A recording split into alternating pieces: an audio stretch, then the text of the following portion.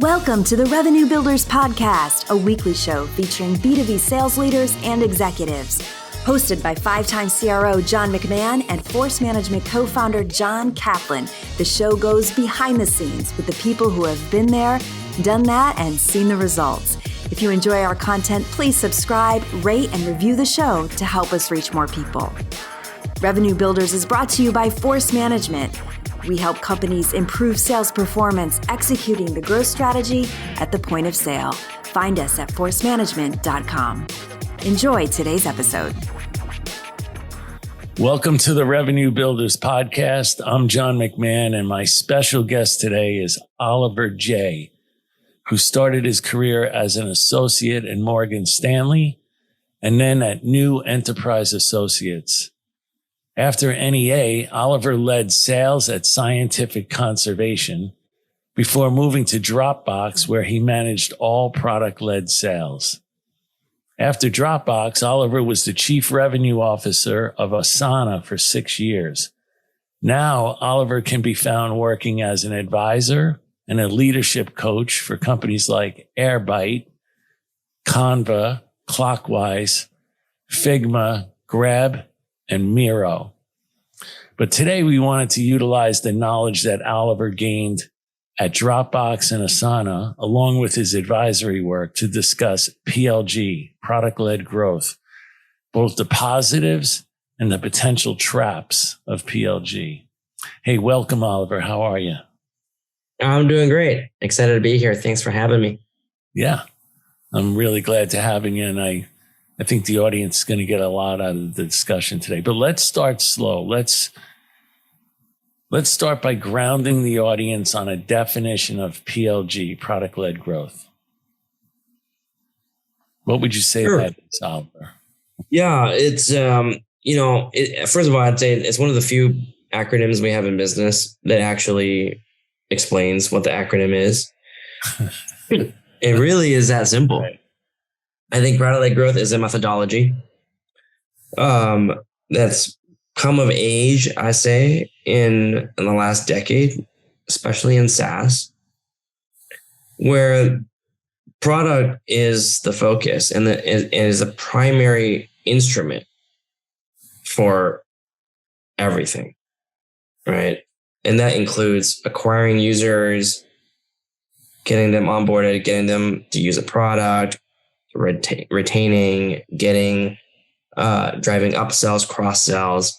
That's using product as the primary conduit, which is very different than the 30 years of B2B software we've seen, which is there's a great product, but it's really in parallel. You have a sales and marketing operation that is the primary conduit, at least to acquiring the users and ensuring renewals and cross sells and such. And so that's the change, right? Is going from sales and marketing led to acquire users to product led. And I think an easy example that I think a lot of users, a lot of the audience might resonate with would be Dropbox, which I think is one of the pioneers of this model. Yes. If we all rewinded 10 years ago, we probably ended up using Dropbox without talking to any salespeople. Probably just heard it through some friends or someone sent you a file, you downloaded it. Next thing you know, you're using Dropbox. That's product-led growth, right? Which is that initial stage of how you acquire users, really leveraging the product. Yeah. Now, when you talk about acquisition of users, there's also expansion through upsells, and then also converting new products through cross sells, and then retaining those users. When I think of PLG today, certainly there's some companies that do everything that I just mentioned, but primarily it seems like most companies are using PLG mainly to gain or acquire users and then try to expand them through upsells, and not really much on cross sells or retaining those users. You think that's an accurate statement? I think PLG as a category is still early. Yes. And so that's why, I agree with you. I think that's where majority of the focus is. Everyone right now is just trying to get growth to live up to their valuations, right? But I think as you see more PLG companies mature, more companies will realize that retention, cross-sell, our PLG is also a very, very powerful approach to drive those motions as well. But I just think a lot of companies right now they're just trying to drive top line revenue growth, right? And so getting new logos is the priority right now. Yeah. Okay. So then for the purposes of this discussion today, we're referring mainly to what we might call sales enabled PLG for B2B sales, not B2C sales. And if we further define it like we just did, then it's PLG for new logo sales and PLG for upsells to existing customers, right? Let's ground the audience on that. Does that sound right? Yeah, I can say that. I maybe we double click. PLG is the umbrella, yeah, under which you have self-service, pure self-service, no humans involved, right? Swipe a credit card, buy the product. I think more and more people use this term called product-led sales, which is a sales team that interacts with these kinds of traditionally otherwise self-service users. And I think self-serve and product-led sales can be helpful because I think those are slightly different.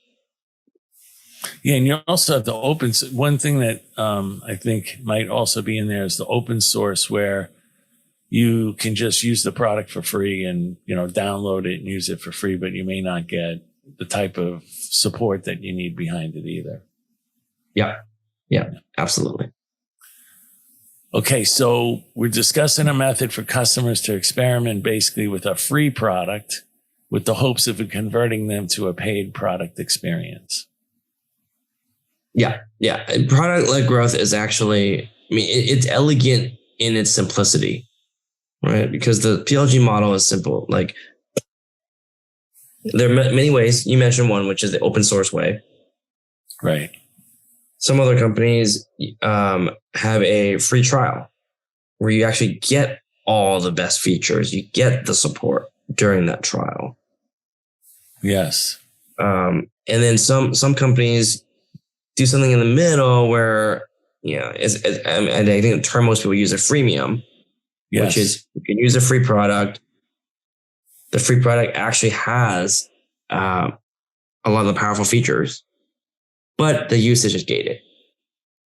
Yes. And this is where you see almost every AI company today, because of the processing costs, is choosing this route, which is right. you're gating. Limited storage or limited compute resources, right? Otherwise, it gets too costly. Exactly. Right. So going back to those freemium models, the ones I've seen is the ones where there's no time limit on how long you can use it, but there's limited features. Then there's other ones where there's a time limit, but you get all the features. And then, as you just stated, there's the reduced capacity where, because of the cost on storage or compute in the cloud, they have to limit it because it gets pretty costly. And then there's other ones where they just give you really reduced or limited support for the freemium model. Those are the ones you've seen also. Yeah. And, I think that's the most, that's the proven open source model, which in my mind is actually the predecessor to PLG today. Right? I think it's like there's a lot of similarities with how the successful PLG companies, open source companies, scaled up, and PLG, I think, is a iteration on top of that. Now, when you're advising companies, and because I've been in this discussion where you're going to pick one of these two, where there's no time limit, but it's limited features, or there's a time limit for all features. How do you steer the customer towards which one is best for them? It's pretty situational. I think there's some principles here that we can think about. The first is, we have to look at your product, and you have to understand, what does it take for someone to really find value in your product. There are some products where people and users can attain that value really quickly without a lot of features. And your features are really therefore reserved for the power users, right? Or when those users become power users. Yeah. In those situations, that kind of like no time limit model works well, especially if it's a competitive environment. Because if you're not that person, someone else will be the free version, right? And so you might as well suck that oxygen out of the air. Right. However, there are some products where even to understand that initial value, you really need some of the more powerful features.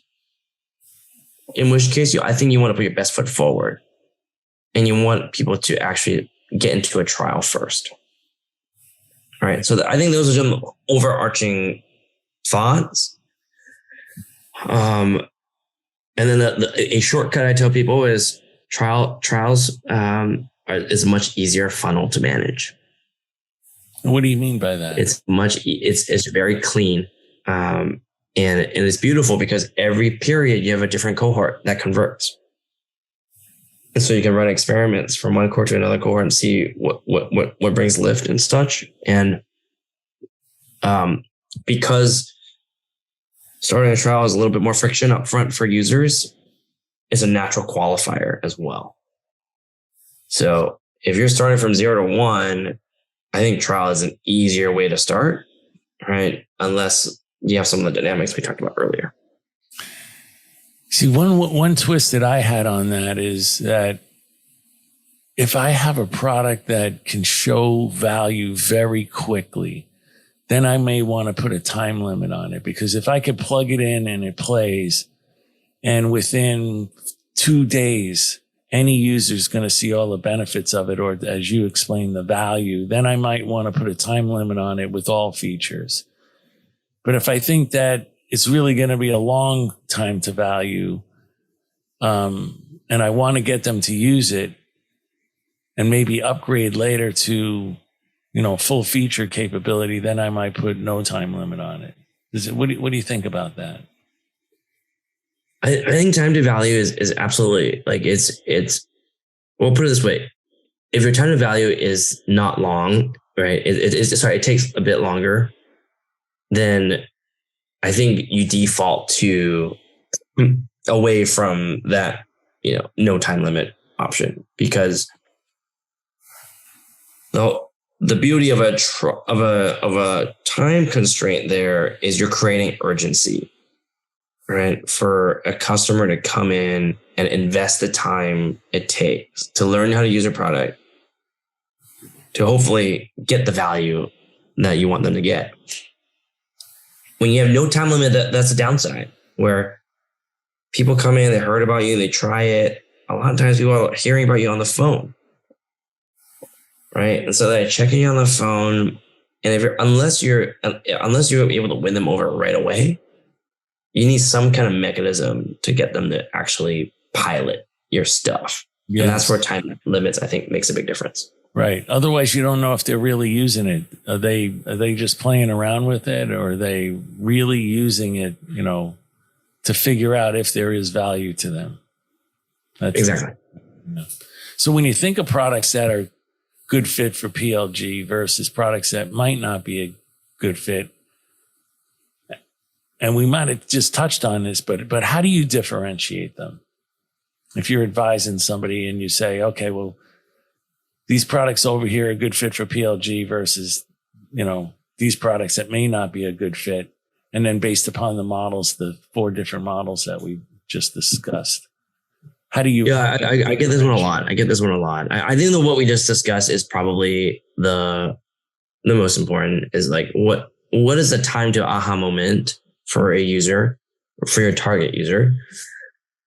And at Asana, I remember we had this, we had this phrase. We said, zero to hero in 2 minutes, so something like that. But it gives you idea that we held ourselves, the bar for ourselves is we got 2 minutes to win someone over, or at least to win a return visit.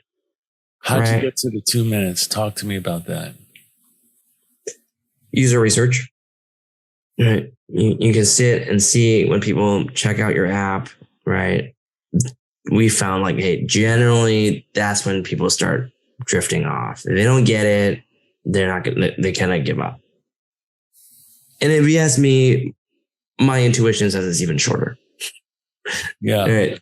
And so the theme here is, now, of course, it depends on your product, right? Asana, Dropbox, these are apps where the expectations of the user coming in is that it is easy to use. So 2 minutes is a long time. If you're like a DevOps tool, if you're an infra tool, that's a completely different game, right? And so it's all about the expectations. Yeah. But the idea here is time to value relative to expectations has to be good. So I think that's the first thing.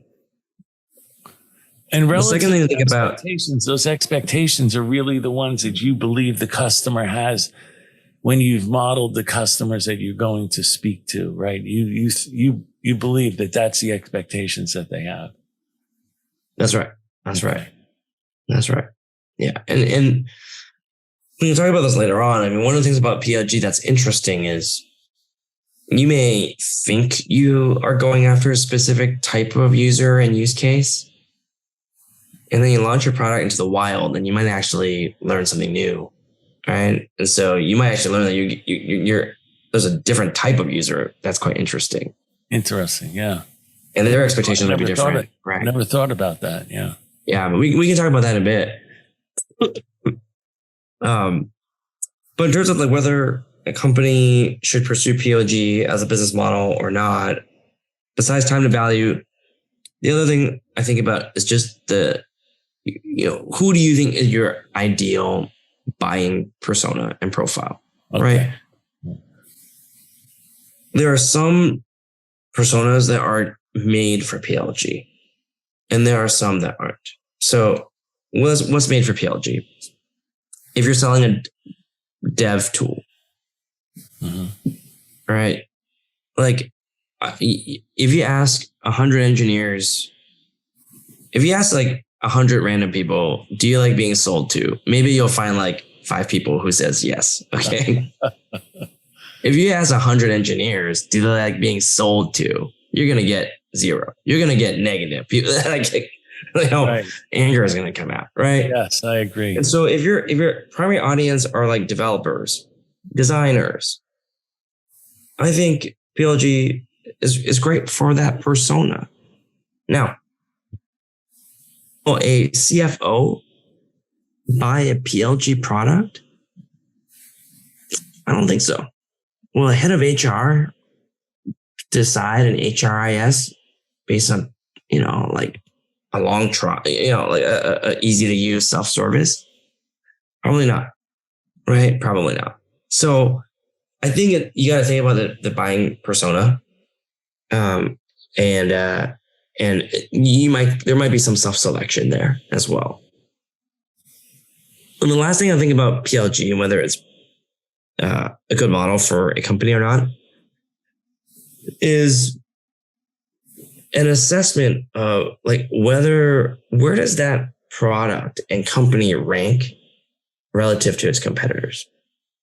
And I say this because PLG is generally a model that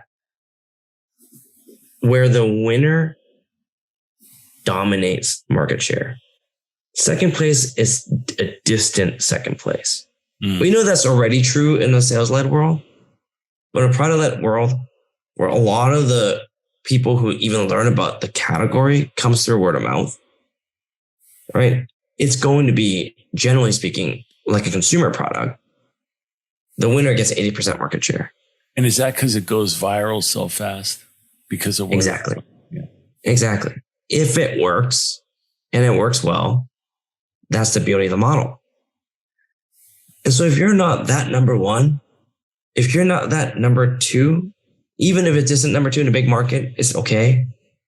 But if you're like number 3, 4, 5, 6, I say, you know what? It's not worth it. The wind is not going to be behind your sails. You'll be swimming uphill the whole time. Might as well tweak your product to be a bit more enterprise from day one, right? And play a different game. Yeah. One of the things you alluded to, if I had to break it down when you were talking about selling to developers versus a CFO or a CEO, is you're really talking about PLG sells very well to end users, but maybe not as well to big buyers inside a company, especially inside of a larger enterprise. Do you think that's a distinction? Absolutely. Absolutely. And this is where I think PLG companies are much harder to scale.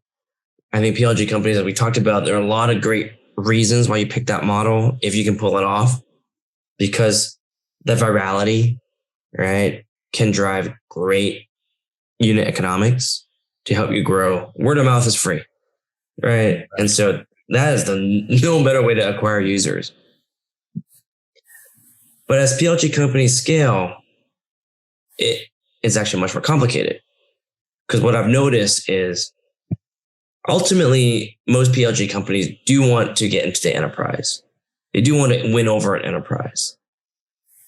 But they realize that a lot of the traction is with folks generally they're people who are doing the work, small teams. And they lack what we traditionally have in enterprise sales, which is your executive buyer, right? Procurement, all those, security, right? All the things you would check for in a traditional enterprise deal. A PLG company now needs to go get it as well. But all their success has been with the end users, right? And that's what makes PLG very difficult as you scale.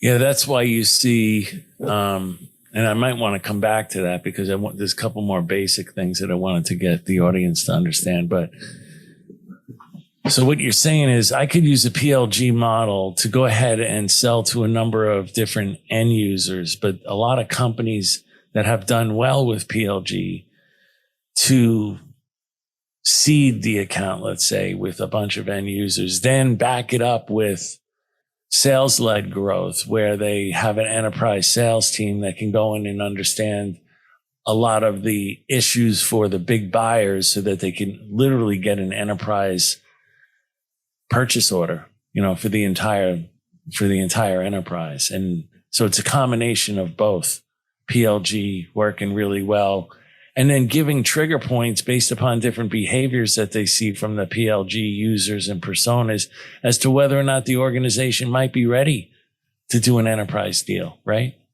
That's right. That's right. Maybe I give an analogy here to help explain this a bit more. Look, traditional software sales, let's say it's like baking a cake, right? Initially, many software companies traditionally, they get their early entry in the mid-market. So let's say you're like making like a strawberry shortcake, all right? You figure out the mid-market recipe. Okay, you're getting success. What do you do if you want to go up market or you want to go down market?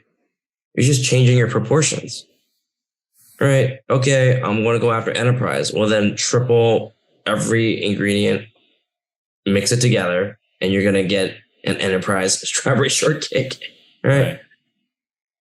And that's why sales-led, to me, is easier to scale. It's harder to get going because you don't have that natural organic virality that PLG has. But once you get going, it's much easier to scale. Building a PLG business, to me, is like building a multi-layered cake. Your first level is getting the end users. And this is what we talked about earlier right? Which is like, whether it's the free trials, your product is drop dead easy for someone to come use. They love the product. That's one motion, going after one persona. Then it's very likely you'll layer on another layer. And this is where product-led sales comes in. What you mentioned about the customer telemetry, based on the data you have about how the users are using their product, now you can identify potential accounts that could be bigger, right? Where you can actually get a bigger deal. Maybe not wall-to-wall deal, but a bigger deal. And so now you start hiring some salespeople or customer success people to actually interact with people who normally are self-serving. So that's like a second layer. Then eventually, some of the large customers will invariably come in and say, wow, I got so many people using your product. I want to roll this out. Right. And for you to roll this out, I need you to build SAML, SCIM, user access controls, etc., security. That list is long. And you got to go through procurement now. So now we're starting to resemble more like a traditional sales motion, which is dramatically different from the first two layers. All right. And there's even a fourth layer that we can talk about later on, right? Which is like, all right, you got the security stuff. You're getting bigger teams now. How do you get your executive champion? Right? That's yet another layer. So when you think of it that way, building a PLG company over time, you have a strawberry shortbread bottom. You have like a chocolate middle. You have a tiramisu, the third layer. It just keeps going. And what makes PLG hard is as you scale, you're adding layers, but each layer also needs to continue growing because they feed on each other. Yes. Yeah. That's why PLG is hard to scale. There aren't that many PLG companies at scale yet, but I think as PLG companies get bigger, we're going to see this. Yeah, and when you add the sales-led growth part, especially to go into the enterprise, it's a different way of thinking for a company that's been highly successful selling only, through PLG, because now they start to say, okay, we're going to hire these enterprise salespeople. Wow, they're really expensive. And we have to now understand all the different issues that are in the enterprise that we didn't really understand previously. And now we have to add a whole bunch of new product capabilities, and that's going to be expensive. So are we really ready to go there? Is this really the right decision? And maybe in your experience, you've seen some companies that might have waited too long or even tried to go too early up market, and it really might have cost them one way or another. So is there a certain tipping point if I was a company and I was in that what I thought I was in that transition period, are there certain things that you would say to me that would say, well, hold on, let me ask you these questions to see if you're really ready to make that move? Yeah, if I'm going to just keep going on this cake analogy. It's kind of working for me. No, it's working right now. I like it. I think so the difficulty of PLG is every subsequent layer on top has a longer lead time to execute, right? If the top layer is you gotta appeal and sell to an executive buyer, that likely means a slightly different product, right? Obviously, you need relationship kind of salespeople, very long sales cycles, right? Even selling to security and going through procurement, that's a significantly longer baking period, right? To build your security features and all that. Then the second layer, which is product-led sales, which is like you're getting high velocity sales, right? On top of self-serve, that's a lot faster. So generally speaking, I say the minute you're baking one layer, you need to start preparing the recipe for the next layer. So okay. Let's say you're building your self-serve engine now, right? And it's going to take time for you to build that. You got to build a really efficient payment system, right? Onboarding, all that. You should start hiring your first two inbound salespeople or support folks, because it's going to take them 6 months to ramp. Totally. Yeah. Right. The minute you start building security features, because you've got some big expansion opportunities that are driven by security, you need to start planning for that executive buyer. Yes. Right. Because that takes time. Now, it probably takes a couple of years to execute that strategy. But to me, that's how I would think about it. And you probably, before you even offer an opinion there, you probably are measuring how successful they are in their current PLG methodology. So can you talk a little bit about some of the metrics that you might want to look at before you say whether or not these people are ready to even consider adding another layer to the cake? To me, there's like four big variables that drive the model. Right. One is your top of funnel growth. For freemium companies, it's number of active users. For that kind of time-based companies, it's usually trial starts. Right. Then the second thing is the conversion rate, free to paid conversion. What does that look like? I think you see great companies, right? If you have free user base, if you can convert something close to 10%, that's like best in class, right? Already. So you want to track that conversion rate. The third is the deal size per account. Right. That should be growing every year because you're launching more features, technically delivering more value. You want to see that. So that's basically deal size, like your ARPU, like average revenue per user. Yeah. Exactly. And then the last and just as important metric is net retention. Yes. So you get $100 of revenue, a certain cohort, 12 months later. Right. What is that same cohort of users spending? Best in class, I think you see companies above 130%. Yeah. Meaning people are spending $100. By the end of the year, they're spending the same group of customers are now spending 130. And of course, with best in class enterprise, the enterprise tier, you see metrics, net retention well north of 150%. Can I go back up one level? If you break down the key elements of a PLG system, like what are you looking for as the major elements of that system? This may seem pretty rudimentary to you, but I want to, have our audience participate in what you see as those major components. Well, because it's product led, the most obvious one would be like your product needs to solve at least one thing dramatically better than the status quo. Better could be cheaper, could be faster. It could be more seamless, more collaborative. Usually a combination of all of those. But it has to be significantly better, right? Second is you need to build a self-serve motion. Whether you're using the product-led growth tactics to actually drive conversions or just to drive leads, right?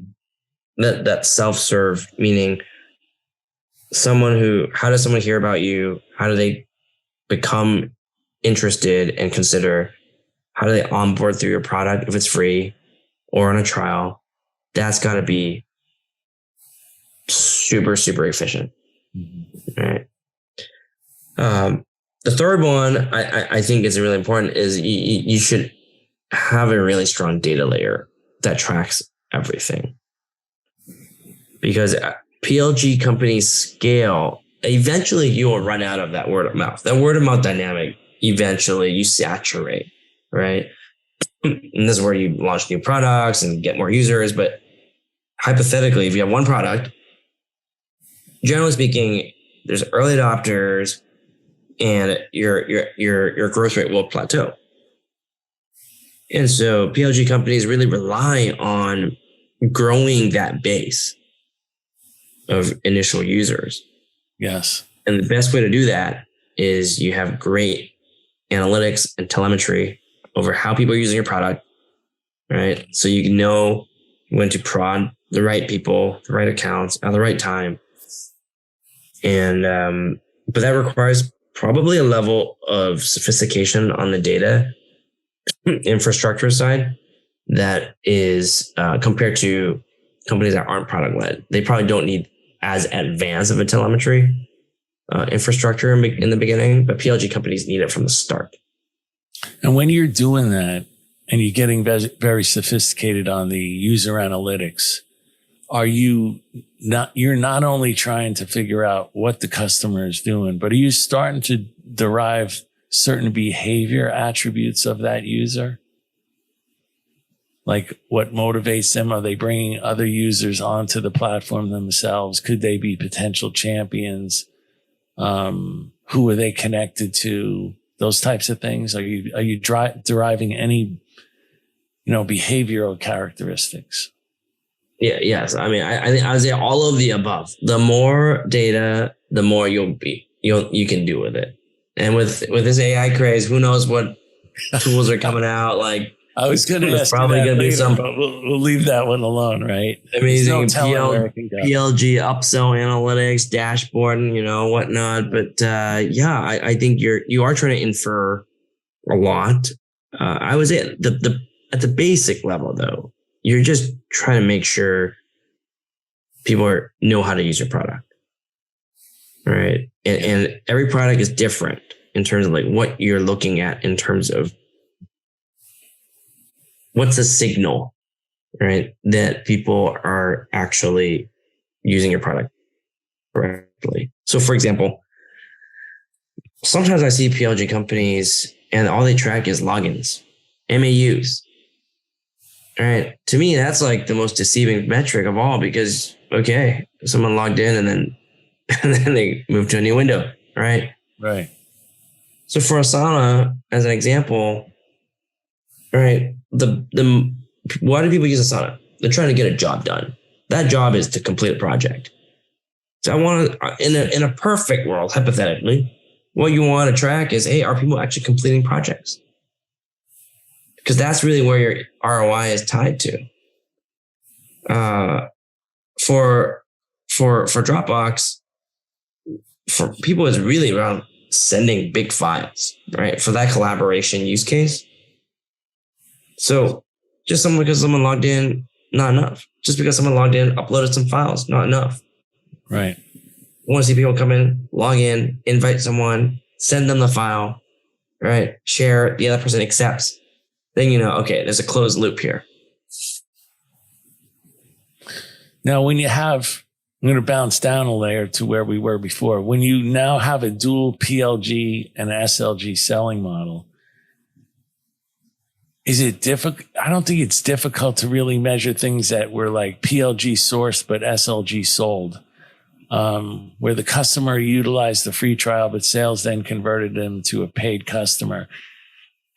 My question there is, does it become frustrating for, let's say, the PLG advocates that it was PLG sourced and then, the salespeople took the lead essentially and then sold it when they really feel like, well, if you would have just let the system run, we could have saved a lot of money and it would have been sold without sales, without the costly effect of salespeople. Have you seen any of that? This is like, like you and I have been in traditional B2B software sales for years, and there's an age-old sales and marketing, like, hey, where are my leads? Oh, I got your leads. Oh, these are not quality leads. That tension. Sure. All right. The equivalent, all right, in the PLG world is exactly what you talked about. The tension between pure self-serve team, right, and the product-led sales team. Because it's a continuous funnel.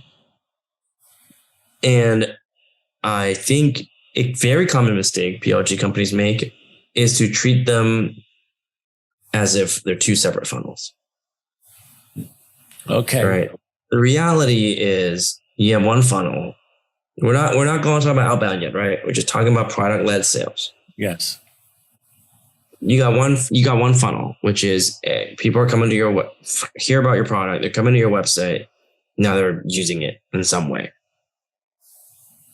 There's a subset of those where it makes sense. Let's not even use sales. for humans to get involved, right? But you're still on the same funnel. It's just that, hey, there's a path for a subset of this traffic that's going to either convert better, upsell faster, retain better, if they go get a human experience. And you're just siphoning off that traffic, right, for sales. And so when you think about it that way, you're like, oh, interesting, right?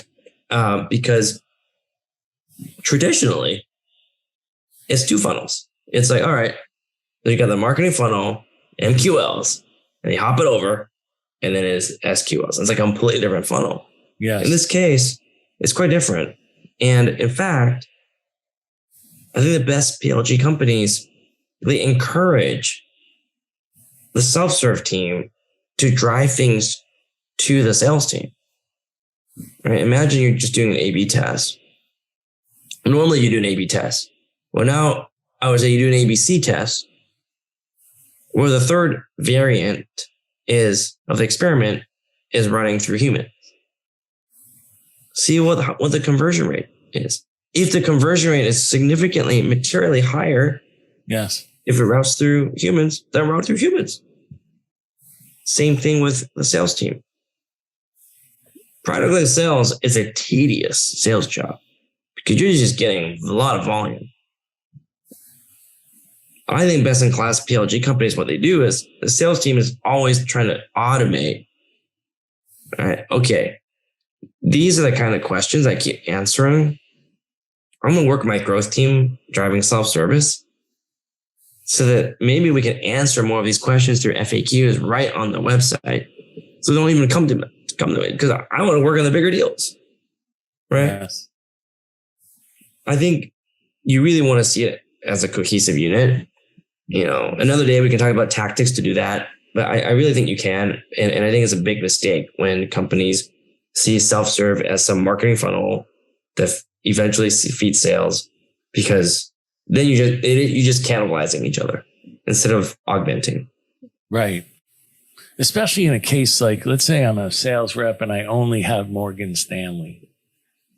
And I'm trying to seed all of Morgan Stanley. So some of it got seeded through PLG.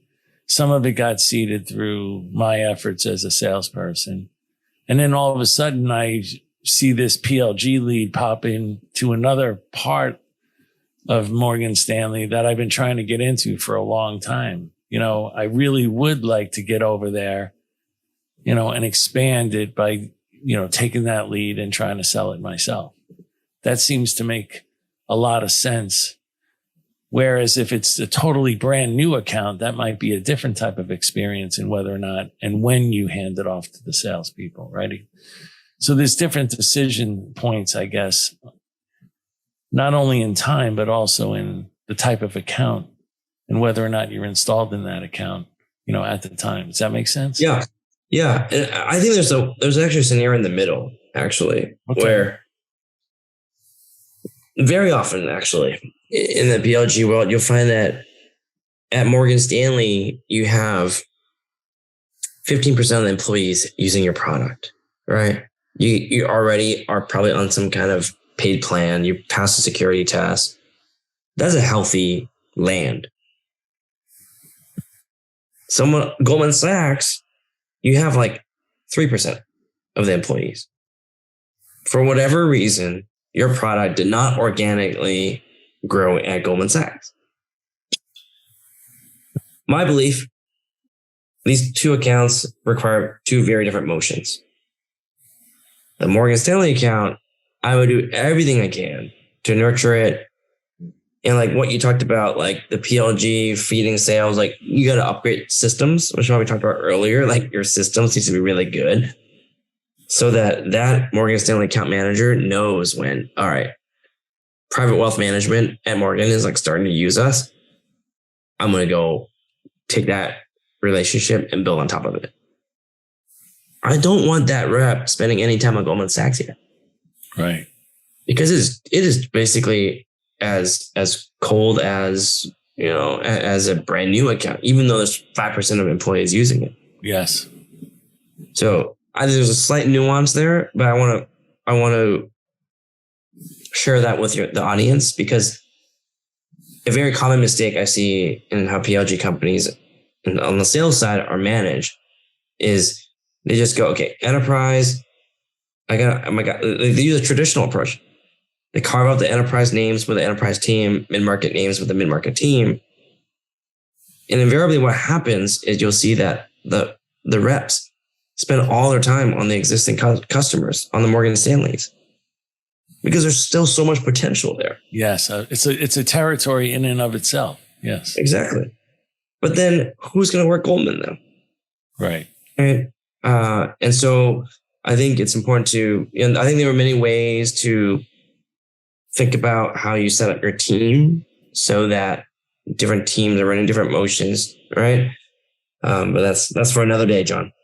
No, but when you think about ideal customer profile, what just came to mind for me is you might start to factor that into your ideal customer profile every year, because your ideal customer profile can change year to year. So maybe on 1 year, my ideal customer profile still stays Morgan Stanley's still in there, and my ideal customer profile may not include Goldman Sachs for my sales-led team, but my product-led team, it's the opposite. I may want to have my product-led growth team go after, Goldman Sachs. Yes. to your point. Exactly. Right. Exactly. I mean, think about the cakes, right? Like, yeah, the team that you built to execute that third layer, go after Morgan, right? And third and fourth layer. But like the first Goldman goes to like the teams that are working on the first two layers. Yeah. Now, Oliver, I understand like you're constantly asked if you, and this is along the same lines, if you still believe in the merits of PLG over SLG. What are your feelings on that? Well, the caveat is if you have the right persona and you have the right product and you're the market leader so that you can execute PLG and be a winner, I think it's still the best model, right, to get going. Because your unit economics are going to be so much better. You get so much more data and customer insights, right? I think it's still a great way. I think the only thing I want the next generation of PLG companies to think about is you got to prepare for a lot of complexity. It's not just about doing the same thing, but bigger and more. You're going to have to add motions, add product categories, right? You have to do a lot of different things as you scale if you want to maintain high growth. So you're saying to continue to break down PLG into different, more granular elements and not just look at it as like, well, we're just doing PLG and this is the way it's done, right? You got to get smarter and more sophisticated about breaking it down into granular components and then doing, as you talked about before, a lot more user analytics. Yeah, like you just have to know that if you, like, a lot of PLG founders, I think, start with PLG because it is easier, right? You don't have to hire and build a big sales and marketing operation, but they don't plan for success.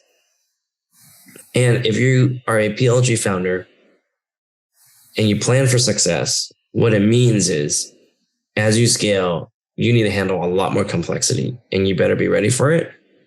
Otherwise, you will fall into what I call the PLG trap, right? Which we can talk about later.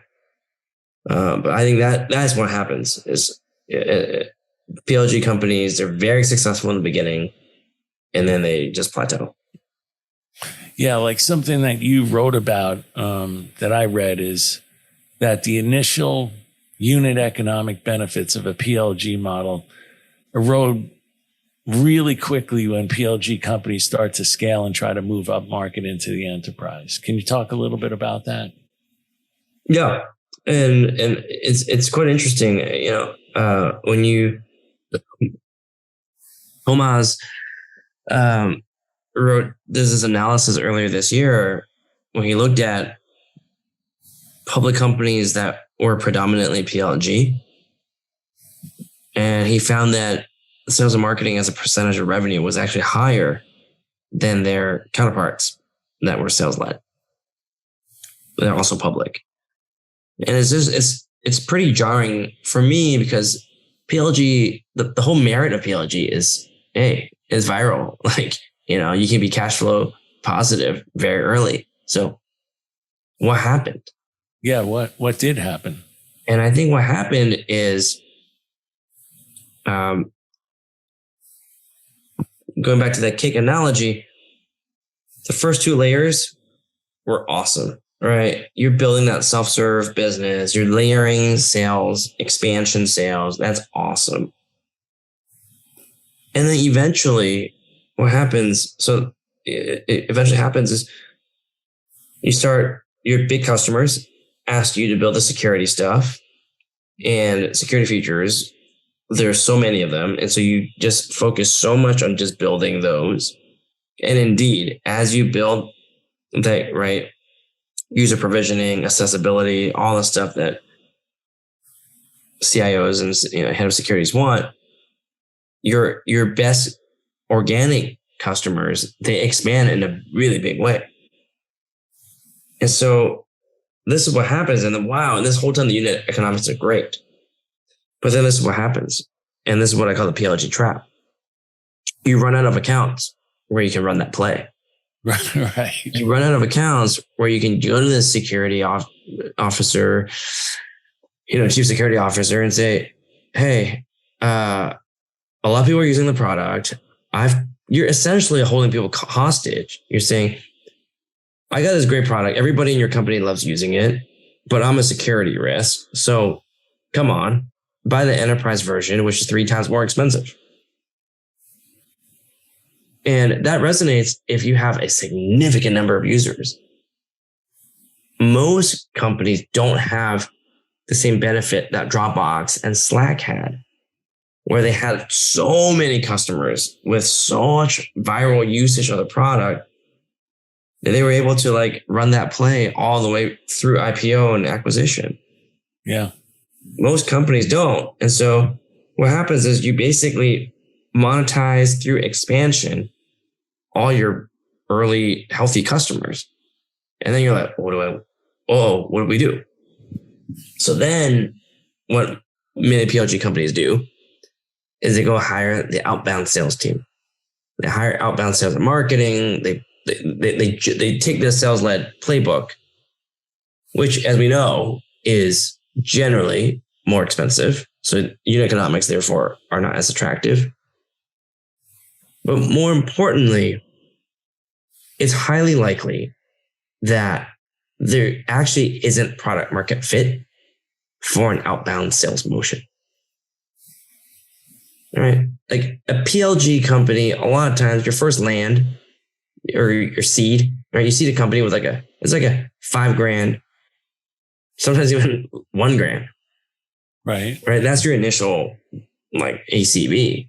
Maybe you grow that 10K, maybe you grow that 50K. But if you were to go outbound, you can't land with a 1K, 5K ACV. I think 10K, depending on where you're located, probably too small. It's got to be 50K. Yeah. And so when companies are in the PLG trap, what happens is they run out of accounts to upsell security stuff. And now they have an outbound sales team that's grinding it out, but the product market fit is not there. So then they might be closing deals, but they're so small, they're inconsequential.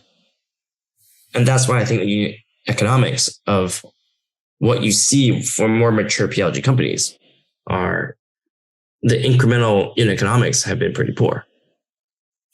So isn't that why a lot of the best companies now utilize a combination of PLG and SLG? For when I think about a Datadog, they started out as PLG, product went viral. Then they had inside sales, and now, they have a very large SLG team. I mean, aren't you basically saying that at some point, unless your product is a Slack or a Atlassian, that chances are there's a high probability that you're going to end up with an SLG team, and you're going to have to understand when that's going to happen and how you're going to transition to that. Yeah, I think so. I think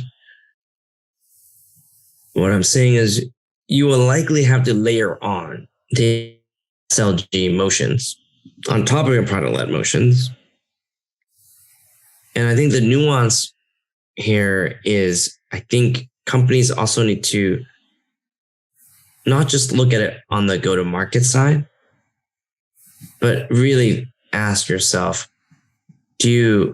on the product side, do you also have product market fit for a true SLG motion? Yeah, very good point. Very good point. So like Datadog and Atlassian are good examples. Datadog is a great one. And for them, they do. That initial DevOps team tries it out. They like the product in their sandbox. And the next step is they roll it out, right? Their natural champion is the VP engineering or CTO. So they have product market fit on a large scale. A lot of companies don't. I mean, right now there's like 10, there's probably like 50 whiteboarding companies out there. Great product market fit with a small team. Yeah. Is that a C-level buy? Does it really have product market fit on a large scale? Probably not. Right. So I think if you're going to build, if you know that you need to build an SLG go-to-market motion in the future, it's important to make sure that you also have a product that has product market fit for SLG at that level, right? And some of this also goes back to the fact that you talked originally about how PLG methods primarily target users. So now if you're Datadog, you have a whole bunch of people underneath that VP that has a whole bunch of users using Datadog, but no one's calling on that buyer that can buy on behalf of the total of the enterprise. And that's why you have, sales-led growth teams to be able to do that. So you get the combination and selling to users and selling to the buyers, right? That's right. I mean, that's simplifying it, but that's basically what it comes down to, right? Yeah. Yeah. And I think like the nuance is like PLG companies adding SLG is really hard. It was really hard because I think for many companies, you probably need to think about adding a new product. Right? It's probably like whatever appeals to the end users, unless it's something like Datadog. You need some other product that actually appeals on the C level. Yes. So you can have that sale. And for many companies, that's a hard decision to make because you probably are only 50% through hitting the vision of your original product vision for the end users.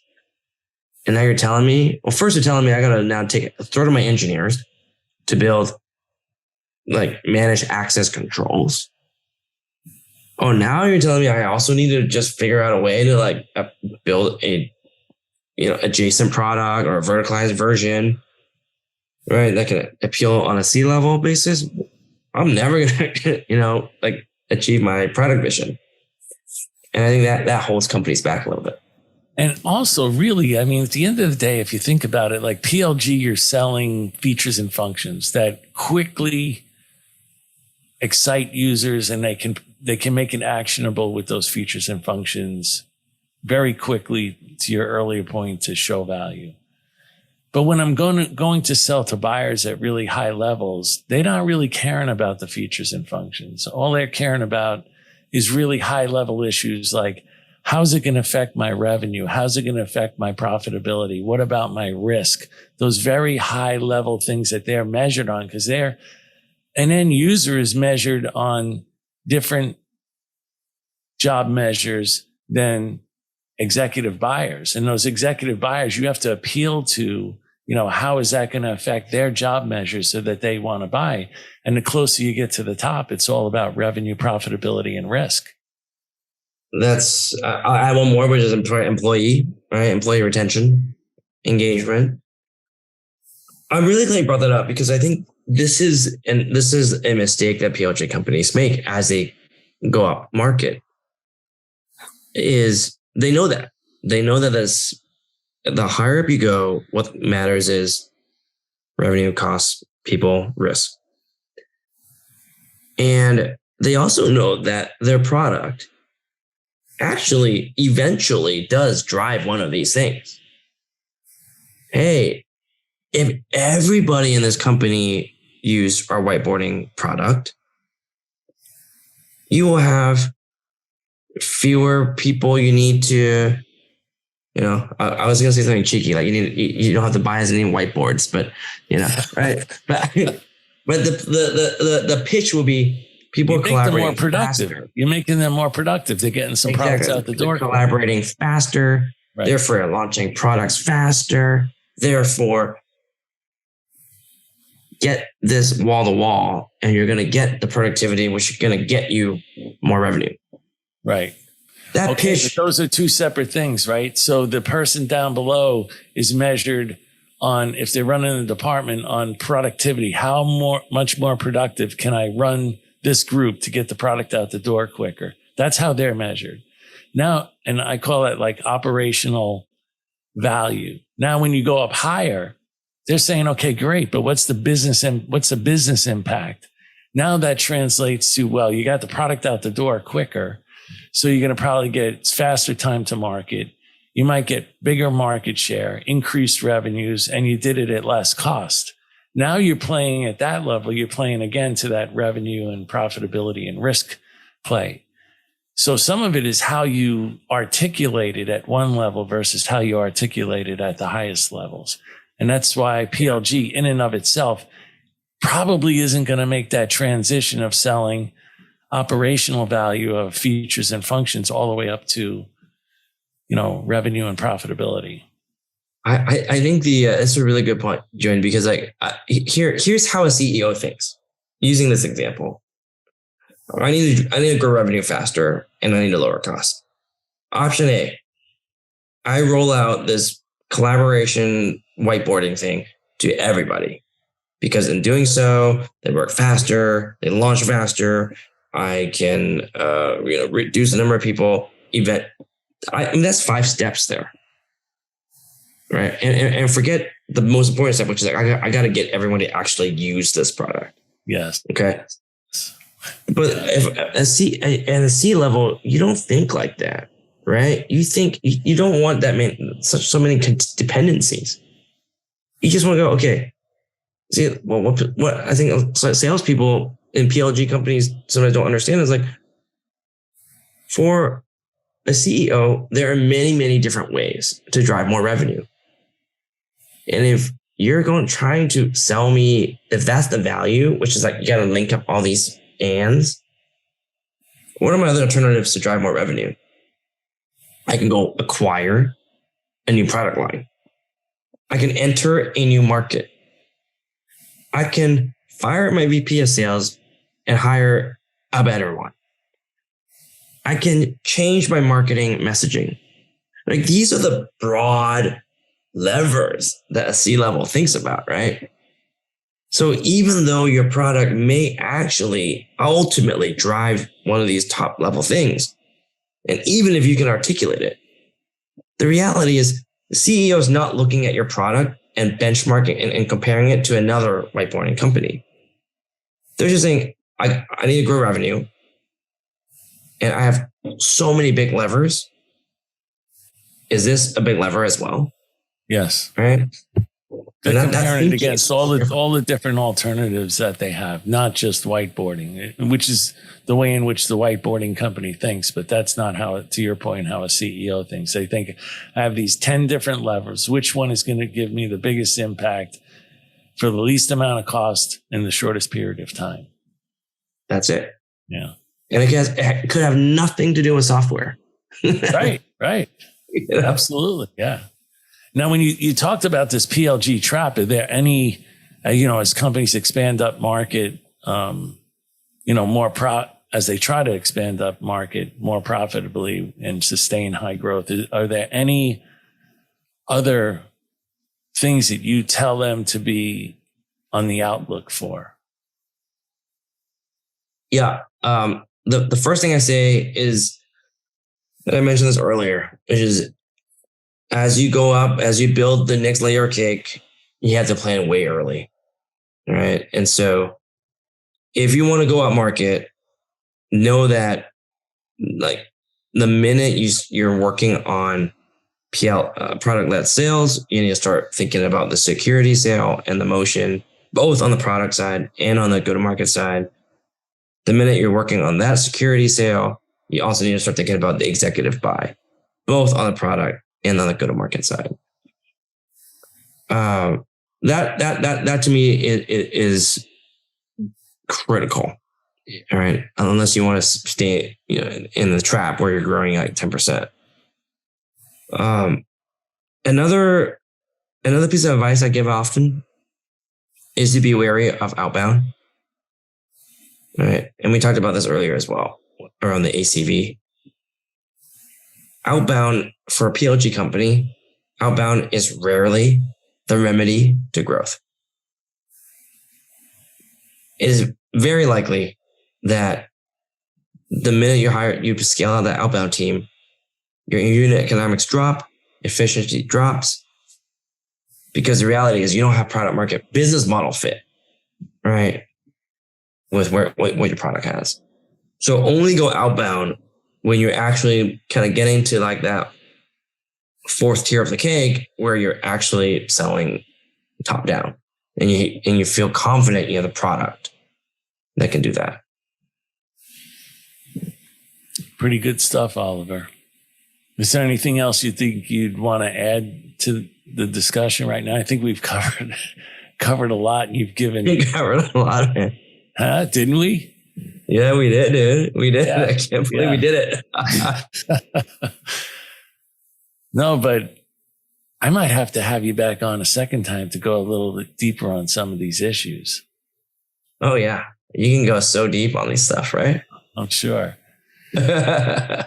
So, Oliver, thank you so much for taking your precious time to educate our audience on PLG, some of the positives, some of the negatives, and as you even defined, the PLG trap. So, thank you so much.